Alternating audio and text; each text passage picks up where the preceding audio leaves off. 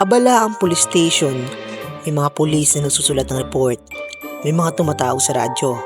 At may mga bagong kasong dumarating sa isang sulok ng opisina. Magkakasama sina Officer Jairine R. Legaspi, Officer Lynn, Officer Micaela at Officer Ren.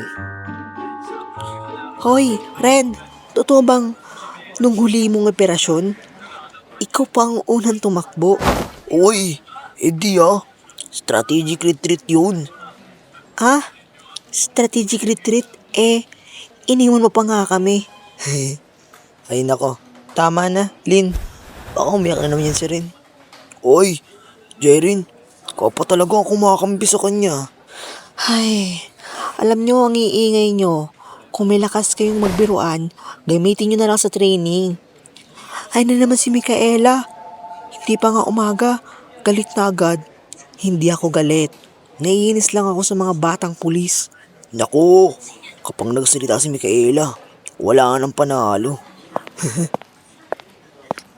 Jairine, ikaw naman, kailan ka ba malilibre? Palagi kang nakangiti, pero hindi ka naman gumagastos. Sigurado, kapag nanalo na ako sa loto. Hindi naman pala mangyayari. Oh, anong meron dito? Akala ko ba police station to? Parang palengke ang ingay nyo ah. Good morning po sir. Good morning. Mas gusto kong marinig ang report kaysa tawanan na. Pasensya na po, sir. Sige, habang wala pang emergency, sulitin nyo na ang katahimikan. Hindi natin alam kung ano ang klaseng kaso ang darating mamaya. Sir, may mga pending cases po ba tayo? Marami. At pakiramdam ko, may isang kaso na babago sa lahat ng buhay natin. Teka, Tia? Hello, Tia? Bakit? Ayos lang po ba kayo? Jairine, tulungan mo kami. Pakiusap. Tia, ano pong nangyari? Kumalma lang po kayo. Bumabalik na naman sila. Naniningil na naman sila ng buwis. Wala na kami maibigay. Anak, mahihirap lang kami. Sino sila? Sila na naman ba? Oo, mga tauhan ni Rio. Binubugbog nila ang mga ayaw magbigay ng pera. Maawa kayo. Wala na kaming pera. Wala kaming pakialam. Magbayad ka na. Jairine, may mga bata rito. Natatakot na sila. Tia, makinig po kayo. Huwag po kayong lalaban. Darating ako. Wag, delikado. Kapag nakita ka nila, Hoy, matanda. Sino kausap mo? Tia, sumagot po kayo. Hindi ko kayo papabayaan. Hindi na mauulit ang nangyari noon. Pagkababa ng tawag, mabilis na bumalik si Jairine sa loob ng police station. Nandoon pa rin sina Officer Lynn, Officer Micaela at kasama si Officer Ren. Kanina ay masaya ang usapan nila, pero ngayon ay tahimik at seryoso si Jairine. Hoy, Jairine, ayos ka lang? Kanina ka pa tahimik. Oo nga. Paano may nangyari? May problema ba? Uy, hindi ka naman ganyan ah. Parang tulala ka na. Baka may jowa. Anong jowa? Mukha bang may oras yun para sa ganun? Hoy, tumigil nga kayo. Hindi nyo ba nakikita? May iniisip siya. May tumawag kasi sa akin. Sino? Si Tia Marisa. Yung tumayong nanay mo pagkatapos mawala ang mga magulang mo. Oo. Anong sabi niya? Nandun na naman yung mga tauhan ni Rio. Naniningil na naman sila ng illegal na buwis. Akala ko pinatigilan natin ang mga reklamong ganyan, pero nangyayari pa rin. Hindi talaga sila tumigil. Mas naging maingat lang sila. May nasaktan ba? Meron kasi ako naririnig akong sigawan. may binubugbog sila habang kinakausap ang tiya ko. Grabe naman sila. May ebidensya ba? Wala, naputol ang tawag bago ko pa mamalaman ang buong nangyari. Oh, anong nangyari rito? Sir, may report po tungkol sa lugar ni na Aling Marisa. Rio na naman. Sir, mukhang lumalala na ang ginagawa nila. Alam ko. Sir, kailangan natin kumilos. At kikilos tayo. Pero hindi ngayon. Ha? Hindi ngayon? Anong gusto mo, sir? May mas malaking operasyon tayong kasalukuyang hinahawakan. Kalahati ng tauhan natin. Nasa field. Pero, paano ang mga tao ron, sir? Hindi ko sinasabing papabayaan natin sila. Ang sinasabi ko, kailangan natin magplano ng maayos. Sir, baka pwede kaming pumunta para tingnan lang. Hindi. Walang gagalaw ng walang utos. Jairine, alam kong personal ito para sa'yo. Pero bilang pulis, kailangan mong kontrolin ang emosyon mo. Opo, sir. Tumalikod si General Marcos at bumalik sa kanyang opisina. Tahimik tumingin si Jairine sa litrato ng kanyang mga magulang na nasa loob ng kanyang wallet. Ilang taon na ang lumipas, pero wala pa rin nagbabago. Jairine, Kung walang kikilos, mas marami pong masasaktan. nagkatinginan sina Lynn, Micaela at Ren. Ramdam nila na may binabalak si Jairine. Hapon, sa isang makitid na isinita, malapit sa boarding house, nagkukumpulan ng mga residente. Halatang takot ang lahat. Dumating ang isang itim na van, bumaba si Gab, Vincent at Dan. Maya-maya ay bumaba rin ang grupo na si Rio. Oh, alam nyo na ang pakay natin ngayon. Ilabas nyo ang buwis na dapat nyong babayaran, ha? Boss, wala na kami bibigay. 3 araw na kami walang trabaho. Wala na po kami talagang maibigay ngayon eh. Problema ba namin yun? Ang utos ni boss, lahat ay magbabayad. Maawa naman kayo. Panggatas na lang ng anak ko to ang natitira. Hindi kami naawa, ah. Pera ang kailangan namin ngayon. Tama na. Araw-araw na lang kayong nanggugulo rito. Mahirap lang ang mga tao. Hoy matanda, kung gusto mo ikaw ang mauna, ha? Kahit patay niyo ako, wala kayong makukuhang pera sa akin. Matapang ka pala, ha? Tama na. Huwag nang sasaktan. Hoy, ito ang mangyayari sa lahat ng hindi sumusunod. Sinuntok ni Bean ang matandang lalaki. Si Dan naman ay tinulak ang isang residente. Walang makalaban dahil sa takot.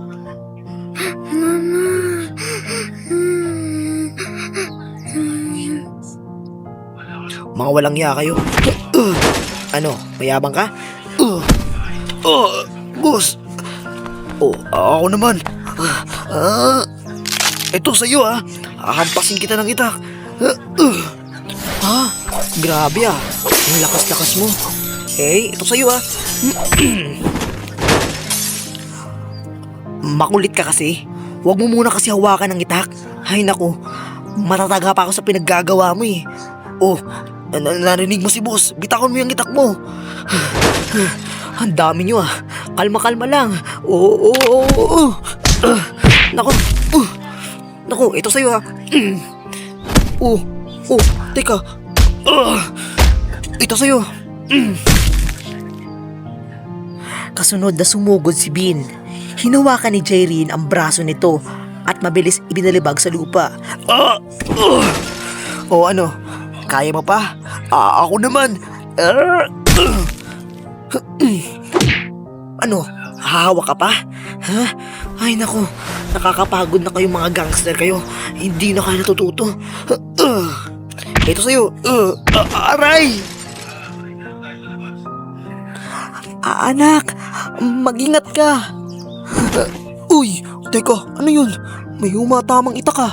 Loko yun ah. Hindi. Hindi posible. Ang galing-galing niya umilag. Teka, ba't ganito siya umilag? Anong meron sa kanya? Teka, hindi ordinaryong tao ang isang to ah. Boss, umatras na muna tayo.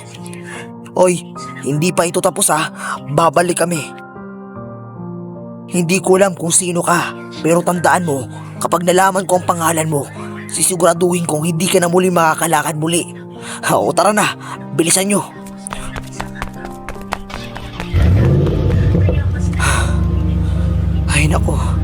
Ay nako, pinahirapan ako ng mga taong yun ah. Halos di man lang ako napawisan. Maraming salamat, iho. Kung hindi dahil sa'yo, umilis na kayo rito. Baka bumalik pa sila. Pero, nagpapasalamat din ako na naligtas kayo. At hindi kayo napahamak. Mabuti nakita ko kayo dito. Tahimik na tumango ang mga residente. Si Aling Marisa naman ay nakating lamang sa kanya.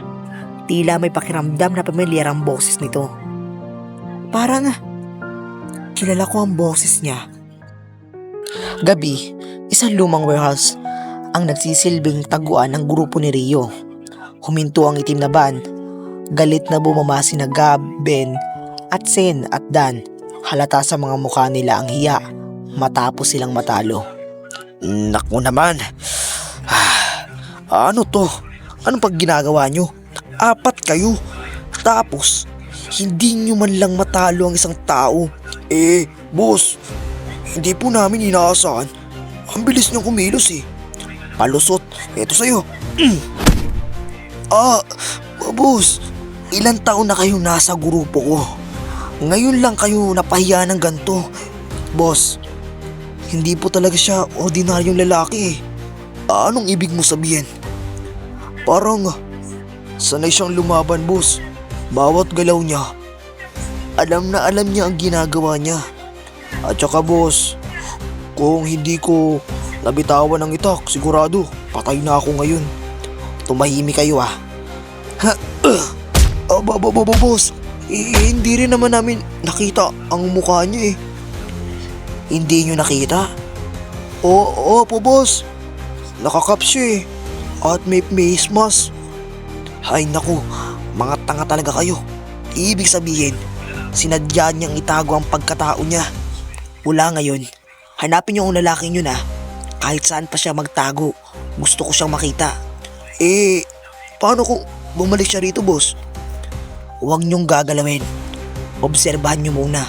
Kapag nakumpirma na natin siya nga, ako mismo ang papatay sa kanya. Opo, boss. Opo, boss. Sa labas ng warehouse, hindi nila alam na may isang taong nakatayo sa dilim na bahagi ng kalsada. Si Jyrene yun. Nakita niya kung saan pumasok ang grupo, ngunit hindi siya lumapit. Hindi pa ito ang tamang oras. Kung gusto kong malaman ang buong katotohanan, kailangan kong makapasok sa loob ng mundo nyo. Kinabukasan, umaga, sa labas ng boarding house, may dalang backpack ang isang lalaki. Maliit na maleta, si Jyrene. Nakaiba na ang kanyang ayos. Simpleng damit, salamin at cap. Mukha na siyang ordinaryong empleyado. Huminga siya ng malalim bago kumatok sa gate. Topo. Ay, kinakabahan ako ah. Oh, kamusta ka? Anong mapaglilingkod ko sa'yo? Magandang umaga po. May bakante po bang kayong kwarto dito? Naghahanap po kasi ako ng matitirahan. Meron pa naman. Anong pangalan mo? Jerry po. Jerry lang po ang tawag sa akin. Sige. Halika. Maliit lang ang kwarto. Pero maayos naman. Habang ipinakita ni Aling Marisa ang kwarto, napansin ni Jyrene ang bakas ng gulo ng sahig at ang mga pasa sa braso ni Aling Marisa. Aling Marisa, ayos lang po ba kayo? Natumba lang ako kahapon. Alam ni Jyrene na nagsisinungaling siya. Kung may kailangan po kayong tulong, sabihin nyo lang sa akin. Salamat, iho. Mabait ka. Oh. Nako. Bakit po? Sila na naman. Hoy, Aling Marisa, kamusta ka? May bago kaya yatang border dito ah. Hoy, hindi pa natin nakikita to ah. At saka, mukhang tahimik lang. Bago ba siya? Oh, anong pangalan mo? Jerry. Oh, anong trabaho mo? Helper sa warehouse. Kakahanap ko lang ng matitirahan dito. Tandaan mo Jerry ah, huwag kang makikialam sa mga nangyayari rito. Ha? Hindi naman ako mahilig makialam sa mga ganyan. Hindi nyo alam, ako mismo ang hahanap ng ebidensya laban sa inyo. Oh, bantayan nyo muna yung bagong border ah. May kakaiba akong nararamdaman sa kanya. Tanghali, nasa loob ng boarding house si Jaireen. Inayos niya ang kanyang mga gamit sa kwarto. Sa isang sulok ng bag niya ay may nakatagong maliit na camera at recorder. Maingat niyang itinago ang mga maliliit na to at inilagay sa ilalim ng kama. Sandali lang. Oy, mukhang komportable ka na agad ah. Oh, teka nga lang, inaayos ko lang mga gamit ko. Oh, pwede ba ako pumasok? Oh, sige, masok ka. Oh, konti lang man pala gamit mo ah. Alangan, kakalipat ko lang naman kasi. Baka naman may tinatago ka. Sige, kung meron man akong tinatago, syempre damit ko lang. Oh, ito, tingnan mo. Pwede bang Titignan ko? Oh, sige, tingnan mo. wala naman nakalagay eh. Binuksan ni Sen ang bag. Puro damit, tuwalya, ilang personal na gamit lang ang nakita. Hindi niya napansin ang liham ng compartment kung saan nakatago ang kamera. Wala naman eh. May tanong ako. O ano yun? Ikaw ba ang lalaki ng gulo sa amin kahapon? Ano ibig mong sabihin? May isa kasing lalaking umatake sa amin kahapon. Hindi namin nakita ang mukha. Ako? Tignan nyo nga ako. Mukha pa akong mabubugbog kaysa sa lalaban sa inyo. 4 kayo. Boss Gab, parang hindi nga siya. Hindi ako kumbisido. O tama na yan, tara na. Kung gusto niyang tumira rito, hayaan niyo muna. Pero tandaan mo ah, ayokong may taong magtatanong na sobra. Ayokong may taong nakikialam dito. At higit sa lahat, ayokong may nagsisinungaling sa akin. Naiintindihan ko. Magkakasundo ba tayo? Basta alam mo ang lugar mo. Lumabas si Rio at ang kanyang mga tauhan. Pagkasara ng pinto, dahang-dahang huminga si Jaireen. Muntik na ako ah. Grabe. Jerry, sana tama ang kutob ko na may tinatago ka. Gabi, halos alas 11 na. Tahimik ang boarding house. Karamihan sa mga boarder ay tulog na. Nasa loob ng kanyang kwarto si Jaireen. Marahan niya binuksan ang pinto at sumilip sa pasilyo. Ito na siguro ang oras na kumikilos sila. Dahang-dahang siya lumabas at nagtago sa likod ng isang lumang poste. Makalipas ng ilang segundo, pumasok ang puting van sa likod ng boarding house. Bumaba si Gab, Sin, at Bin at Dan. Oh, bilisan nyo. Ayaw ni Boss Rio na may nakakakita sa atin. Teka, saan nilalagay itong mga kahon? Sa lumang bodega mo na lang ilagay. Wala. Dapat makakaalam na ito ah. Napansin ni Jaireen na mabigat ang mga kahon at tila maingat na inaalala yan ng mga gangster. Ano kayang mga laman nito? Teka, maingat niyang inilabas ang maliit na kamera mula sa bulsa at nagsimulang kumuha ng litrato. Kapag dumating na si Boss Rio sabihin niyo tapos na ang lahat ah. Teka, ay, Mabuti hindi nila ako nakita. Oo, sasabihin namin. Teka. May narinig ba kayo? Oo, sino yan? Boss, baka pusa lang. Hindi, parang may tao eh. Oy, lumabas ka. Sino ka? Ay, may sunog! May usok sa kabilang kanto. Buwis, tignan nyo nga yung kung ano nangyari ron. Mabuti, naisahan ko sila. Muntik na ako dun pero may ebidensya na ako. Pero, hindi pa ito sapat para pabagsakin si Rio. Hindi niya napansin na mula sa bintana ng ikalawang palapag, may isang pares na mata ang tahimik na nakatingin sa kanya. Buwisit, wala naman sunog dito. Sino kaya ang sumigaw? Mukhang sinadya para ilis tayo. Grabe naman yun, walang giya. Ano nangyari dito? Boss, may narinig kaming tao rito. Akala namin may nagmamatyag. At nahuli niya ba? Hindi boss eh. Ay nako, hindi ako naniniwalang wala yun. Tingnan nyo kapag may nagmamasid dito sa atin, bantayan nyo.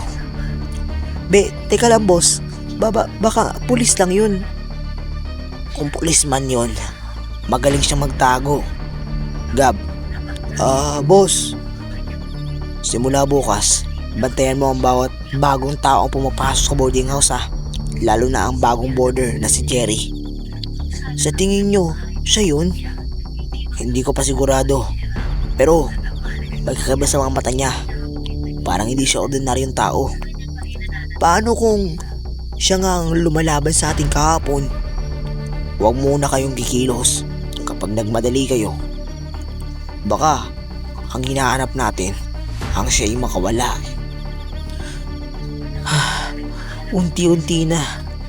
Konting obediensya pa. Konting tiis pa. At malalaman ko rin ang katotohanan. Teka, sino yan? Sino yan?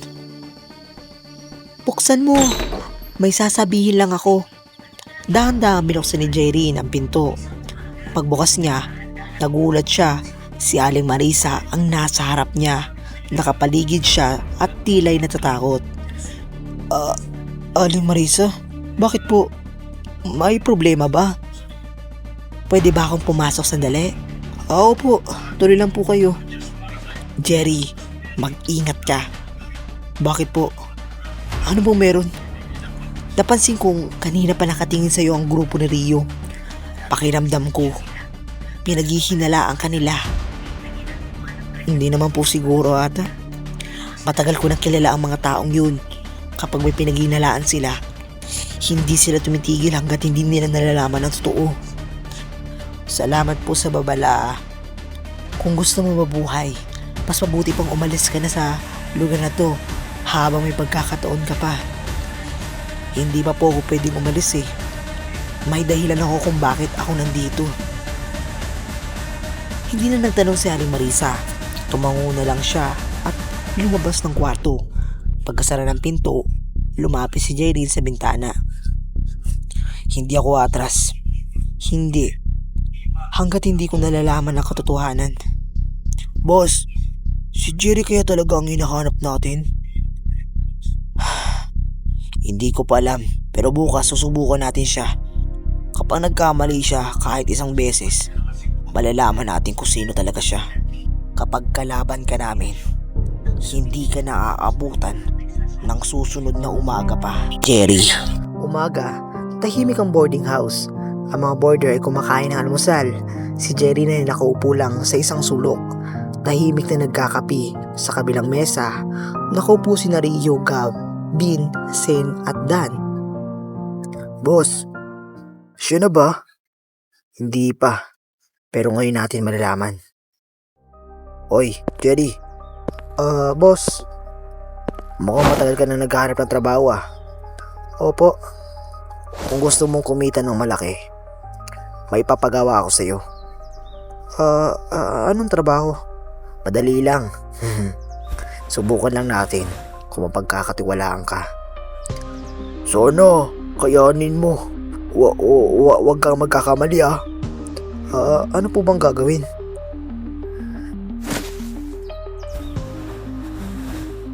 Ihatid mo lang ito sa isang tawa.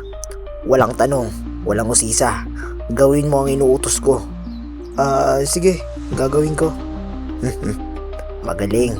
Tingnan natin kung hanggang saan ang katapatan mo. Habang nakatingin si Jaireen sa supot, napansin niya sa bintana ng karinderya ay may isang lalaki na kunwaring nagbabasa ng dyaryo. Ito pala si Officer Ren na lihim na nagbabantay sa kanya bilang backup.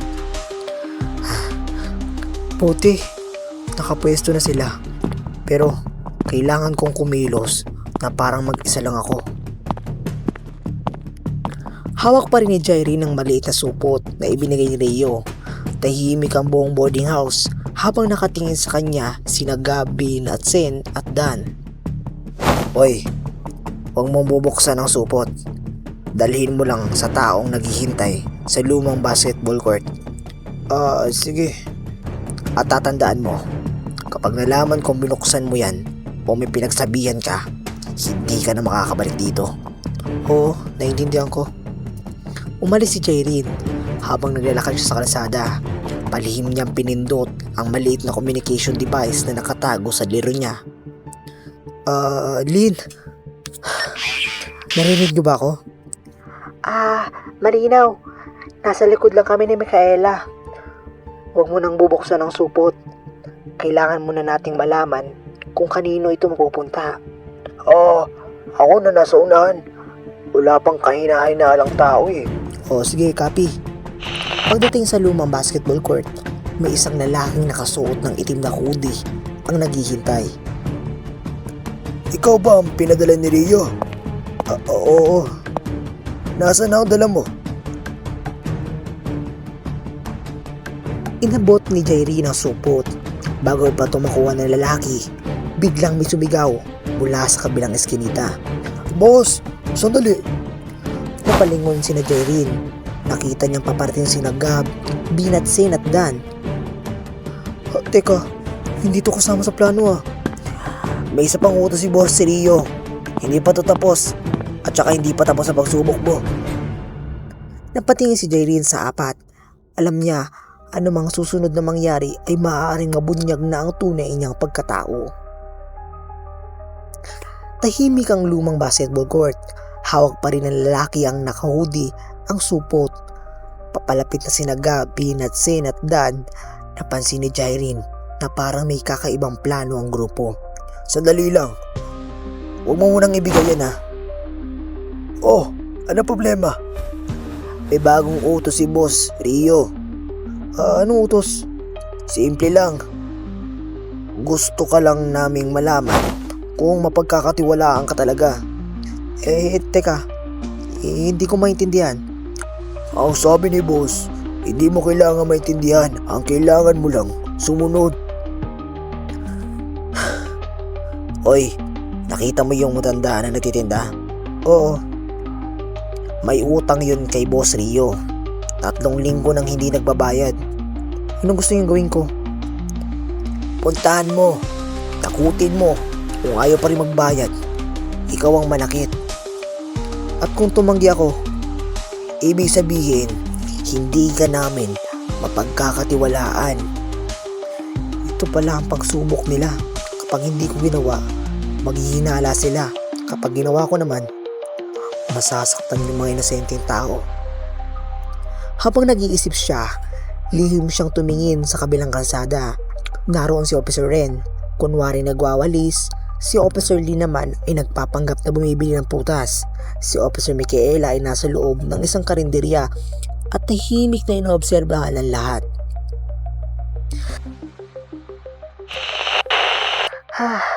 Jaireen, huwag kang padalos-dalos ha.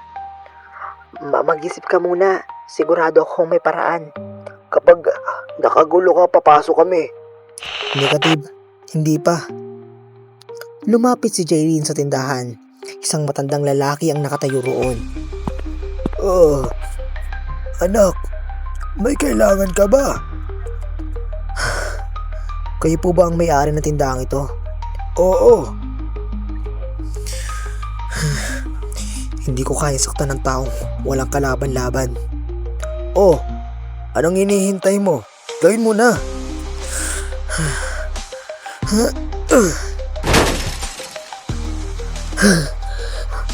Sa susunod, siguraduhin mo makakapagbayad ka para wala na mapahamak. Oo, huwag po kayo matakot ha. Umalis na lang po muna kayo rito. Agad na naintindihan ng matanda at dahang-dahang umalis.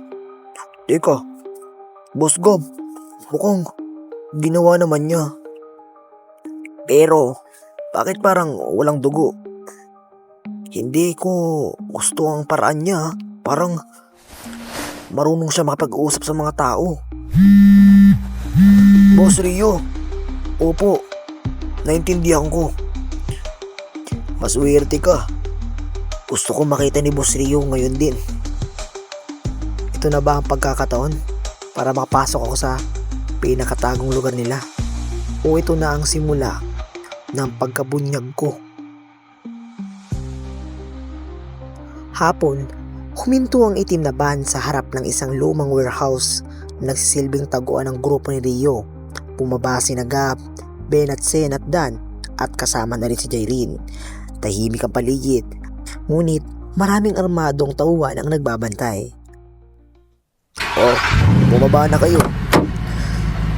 Ito na siguro ang pinakasentro ng opisyon nila. Kailangan kong tandaan ang bawat detalye dito. Teka, ano yun? Huwag muna natin puntahan. Oh, pasok na. Pagpasok ni Jaylene, nakita niya ang mga kahon, mesa at puno ng pera at ilang lalaking nagbibilang ng salapi. May iba namang nagtatala sa mga notebook. Hindi lang pala simpleng pangingkil ang ginagawa nila. Malaking sindikato pala ito.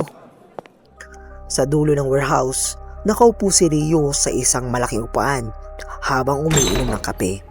Oy, lumapit ka nga. Alam mo ba kung bakit kita pinapunta rito? Hindi boss. Kasi gusto ko malaman kung anong klaseng tao ka. Maraming gusto sumali sa grupo ko, pero kaunti lang ang nabubuhay. Hindi ko naman balak sumali. Boss, ang tapang sumagot ah. Gusto ko ang mga taong hindi agad tatakot, pero tandaan mo, kapag niloko mo ako, hindi lang ikaw ang mamamatay, pati ang mga taong malapit sa iyo. Napahigpit ang kamao ni Jaylene, ngunit nanatili siyang kalmado. Wala naman akong balak manloko. Maganda. Alam mo ba kung ano ang pinakamahalaga sa akin? Ano po? Katapatan. Kapag naging tao kita, protektado ka, may pera ka, may kapangyarihan ka pa. Pero kung isang beses mo lang ako tatraydorin, wala nang ikalawang pagkakataon pa.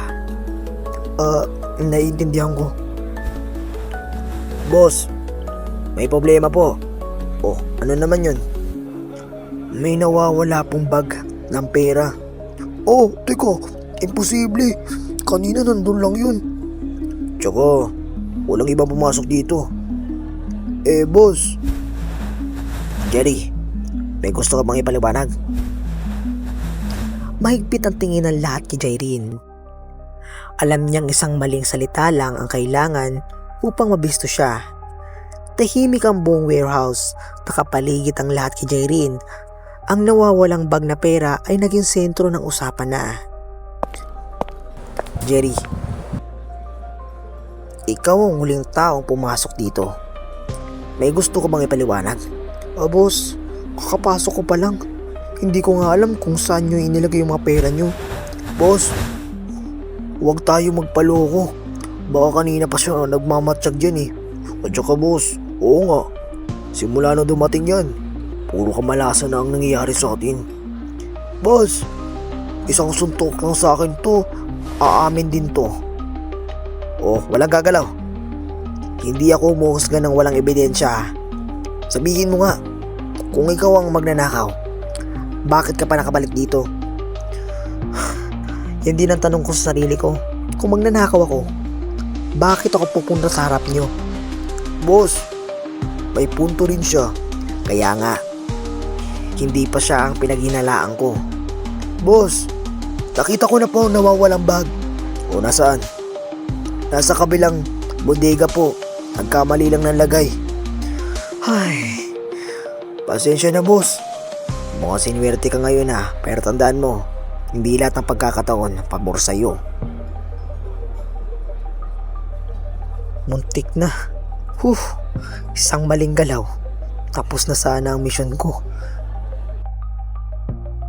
Gabi, pagkalabas ni Jaylene sa warehouse, hindi niya napansin may matang nakasunod sa bawat galaw niya.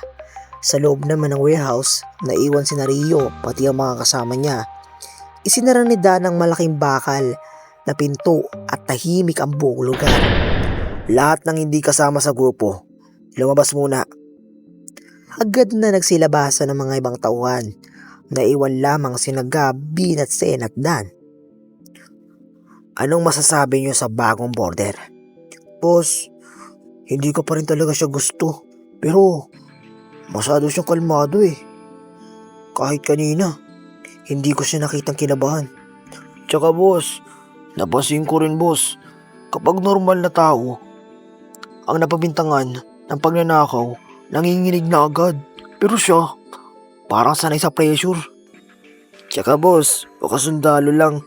O kaya bodyguard dati siya kaya hindi siya kinakabahan. Opo, pwede rin pulis. Hindi pa tayo sigurado ha. Pero, isa lang ang alam ko. Hindi ordinary taong yun. Naalala niyo ba yung lalaking bumaba at lumaban sa inyo noong isang araw? Oo boss. Hanggang ngayon, hindi ko pa rin matanggap na natalo niya kami. May kutob ako. Si Jerry yun. At ang lalaking yun ay iisa lang. Pero boss, hindi naman namin nakita ang mukha niya. Hindi na kailangan makita. Minsan, mas nagsasabi ng totoo ang kilos kaysa mukha. Tahimik muna kayo. May tumatawag sa akin. Boss? Opo, nasa amin ang bagong border. Hindi pa po. Wala kami sapat na ebidensya. Opo, nintindihan niyo po. Hindi kami magkakamali. Ano po? Nandito na po siya. Sige po. Kami na po ang bahala. Boss, ano sabi? May darating na tao bukas. Isang tao na hindi natin pwedeng suwayin. Mas mataas po ba sa inyo, boss? Oo. Siya ang tunay na papagtakbo ng lahat. Ako lang ang namamahala rito. Pero ang lahat ng utos sa kanya nang gagaling. Ibig sabihin, boss, may mas mataas pa pala sa inyo. At ayoko malaman ni Jerry na may taong ganun. Kaya simula bukas, bawat kilos niya, bawat salita niya, bawat pupuntahan niya, susundan ninyo. Kapag may isang maling galaw, patayin nyo agad. Opo, boss. Opo, boss. Nasa loob ng kanyang kwarto si Jaylene. Isinara niya ang pinto at inilabas ang maliit na recorder.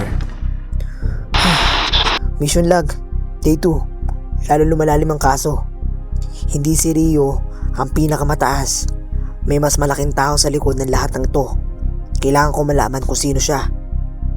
Biglang minarinig siyang mahihinang yabag sa labas ng kanyang bintana. Teka, may tao. Pagbukas niya, nakita niyang bahagya sa kurtina may isang lalaking nakasuot na itim na hoodie. Ang mabilis na tumakbo palayo. Hoy! Teka, sino yun? Mabilis siyang lumabas sa kwarto at hinabol ang lalaki. Gabi pa rin. Pagkalabas ni Jaylene sa boarding house, nakita niya ang lalaki na nakatim na hoodie at mabilis na tumakbo sa madilim na iskinita. Tahimik ang paligid. Tanging tunog ng yabag nila ang maririnig. Uy! Tumigil ka! Hindi siya ordinaryong tao. Alam niya mga daanan dito ah.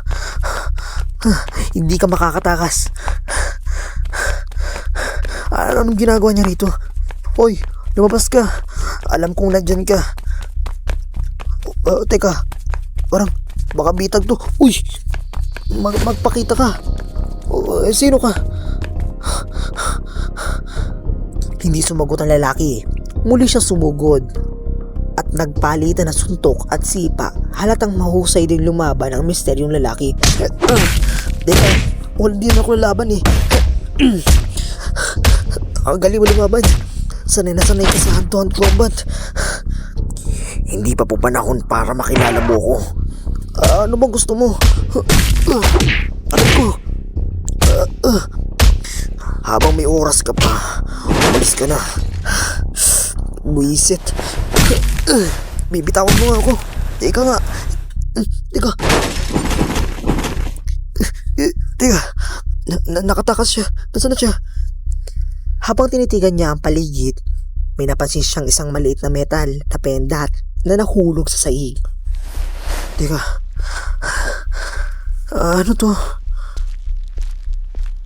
Hindi ko pa to nakikitang simbolong to ah. Hello?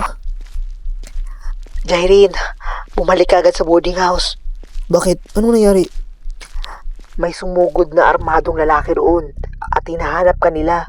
Ano? Gabi pa rin. Mabilis na tumakbo si Jairin pabalik sa boarding house matapos ang tawag ni Officer Micaela. Habang papalapit siya, naririnig na niya ang sigawan ng mga residente. Tulong! May mga armadong tao! Takbo! Huminto si Jairin sa isang madilim na kanto at sumilip. Nakita niya ang dalawang itim na van na nakaparada sa harap ng boarding house. Bumaba rito ang ilang armadong tauhan ni Rio. Teka, hindi na to normal ah. Grabe maningil sila. May hinahanap sila. Sa harap ng boarding house, hawak ni Gab ang kwelyo ng isang border. Magsalita ka. Nasaan ang mga bagong border? Nasa si Jerry? Hindi ko po alam. Kakakalis niya lang. Aray ko. Maawa naman kayo. Boss Gab, wala talaga rito eh. At saka, isa-isayin lang ba natin to? Ang mga kwarto? Mapapagod lang tayo, wala naman ditong tao. Baka nagtatago lang siya. Tama na. Mga inosenteng tao nandito. Wala kayong karapatan para manggulo. Hoy, tumabi ka matanda. Ano? Malis ka dyan. Mahigpit na napayukom si Jairin ang kanyang kamao habang nakatago sa dilim.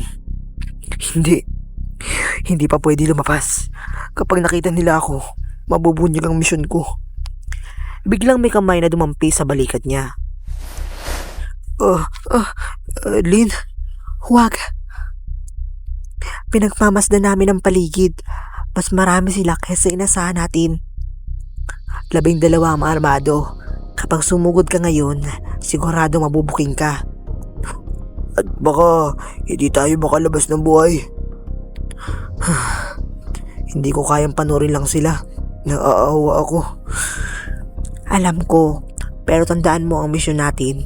Hindi lang si Rio ang target. May mas malaking isda pa tayong hinuhuli. Tumigil na kayo. Hindi natin kailangan sirain ng lugar. Hanapin nyo lang si Jerry. Kapag nakita nyo siya, dalhin nyo sa akin ang buhay. Buhay? Ibig sabihin, hindi pa sila sigurado kung ikaw ang lumalaban. At kung may nagtatangkang magtago sa kanya, wala niyong awang paparusahan siya. Unti-unting nagsimula ang mga tauhan na maghanap sa bawat kwarto ng boarding house pero wala silang nakita. Jerin, yung kwarto mo, papasukin na nila. Nandun ang camera. Teka, pati yung recorder. Naiwan ko. Kapag nakita nila yun, tapos na ang undercover mission ko. Habang pinapanood ang mga tauhan ni Rio na papalapit sa kanyang kwarto. Gabi pa rin nakatago sina Jairin, Officer Lin, Officer Micaela at Officer Rin sa madilim na eskinita sa tapat ng boarding house. Mula roon, kitang-kita nila ang mga tauhan ni Rio na papunta sa kwarto ni Jairin. Jairin, bubuksan na nila ang pinto. Kapag nakita nila ang camera at recorder mo, alam na nilang pulis ka. Kailangan natin gumawa ng paraan. Hindi. Hindi ako makakapasok dun eh. Hindi pwede. Isang maling galaw mo lang, tapos na ang operasyon. Mas lalong matatapos ang operasyon kapag nakita nila ang ebidensya. Sa loob ng boarding house, huminto sina Gab, Bin at Sen at Dan sa harap ng kwarto ni Jairin. Teka, ito ang kwarto niya. Tsaka, buksan na natin, bilis. Tsaka, kapag may nakita tayong kahinahinala rito, patay siya. Teka, hindi nakalak ah. Saglit lang ha. Maghiwalay-walay kayo ha. Hahalaguin ko ang buong kwarto. Ako sa cabinet. Ako sa ilalim ng kama. Ako sa bag. Hindi. Naisa ilalim ng kama yung camera ko. Kapag nakita nila yun, wala na. Boss, may kaon dito. Oh, ilabas mo. Tapos na. Naku. Mga lumang libro. Ano yan? Wisit. Akala ko anong na. Buti na lang. Nailipat ko ang camera bago ako umalis. Palihim niyang hinawakan ng maliit na kamera sa loob ng kanyang jacket bago siya umalis kanina para habulin ng misteryong lalaki. Isinama pala niya ito. Magaling ang ginawa mo. Hindi mo sinabi sa amin, pinakaba mo pa kami. Hindi ko rin nanasahan mangyayari yun eh, at saka nakalimutan ko. Sa loob ng kwarto, may napansin si Sen na piraso ng papel na nakasilip sa ilalim ng yuunan. Teka. Ano to? Ano to? Hindi mabasa ang iba eh. Teka, ano kaya yan?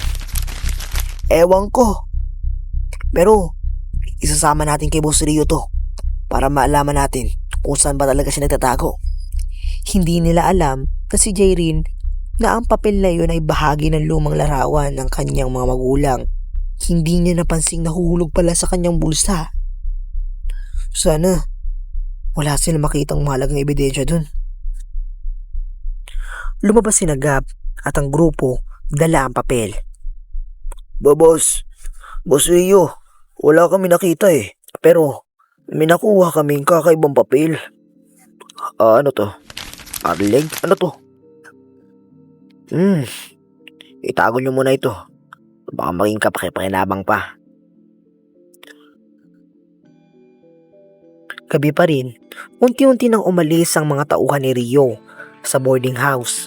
Hawak pa rin ni Rio ang mga piraso ng papel na nakuha sa kwarto ni Jairin. Tahimik niyang tinitigan ito habang naglalakad papunta sa kanyang van. Biglang may kumatok sa pinto. Pasok! Pasok na! Pumasok ang misteryosong photographer na nakaitim siyang jacket at nakatakip ang muka.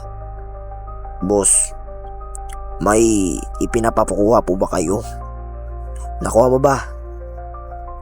Ano yan? Mga literato po. Kagabi lang po. Binuksan ni Rio ang sobre. Isa-isang lumabas ang mga larawan. Unang larawan si Jairin na nilalakad. Ikalawang larawan si Jairin habang kausap sina Officer Lin, Micaela at Ren. Ikatlong larawan, magkakasama silang apat sa madilim na eskinita. Unti-unti nagbago ang ekspresyon ni Rio. Hindi ordinaryong border talaga yun. Boss. Tingnan nyo. Boss, ano yun? Yung tatlong kasama niya, hindi ba? Mga pulis yan. Parang, nakita ko na sila sa presinto, boss. At saka, ibig sabihin, kasama nila si Jerry. Hindi. Hindi lang kasama. May posibilidad na isa rin siyang pulis. Boss, kung pulis siya, bakit hindi pa natin siya pinapatay? Dahil gusto ko malaman kung anong tunay niyang pakay at kung sino ang nag-utos sa kanya. Samantala, bumalik na sina Jairin sa boarding house Pagod na pagod silang apat. Akala ko talaga mabubuking na tayo. Hindi pa tayo pwedeng magdiwang. Ramdam kong mas magiging delikado pag ang mga susunod na araw na malaman nila. Tama siya. Kanina pa ako may masamang kutob eh. Simula bukas, mas magiging maingat tayo. Pakiramdam ko, malapit na tayo makalapit sa katotohanan. Ano na naman to? Tumatawag na naman. Anong number na naman? Oh, hello? Jairen, tulungan mo ko. Alam kong sino ang pumatay sa mga magulang mo. Sino ka? Nasaan ka? Hello? Hello? Uy, sagutin mo ko. Jairen, ano nangyari? Jairen, ano? May taong nakakaalam kung sino sa pumatay sa mga gulang ko. Pero mukhang pinatahimik siya. Sa kabilang eksena, makikita ang isang babaeng nakahando si sahig, isang lalaking nakaitim, dahang-dahang lumapit at pinulot ang cellphone nito. Hoy, masyado ka ng maraming alam.